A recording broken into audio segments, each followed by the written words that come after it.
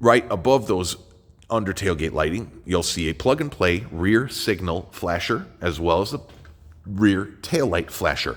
Now on these 23 high-end trim with the full LED tail, this is important, listen, with the full LED tail, you are not able to flash the reverse at the plug of the taillight.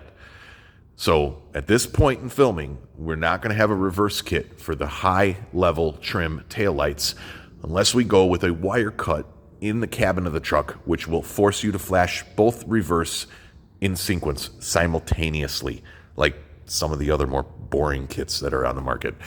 I don't like that, so I don't know if I'm going to do that. So as of right now, we've got red taillight or amber signal for the taillight kits, and they are both plug and play. Whether you order the amber signal only or the red parking only or the amber signal and red parking, it's going to come equipped with one set of plug and play adapters, which will plug in behind each taillight. So as you can see, you can synchronize two kits together or choose one or the other. It's totally up to you. This is going to be your end result.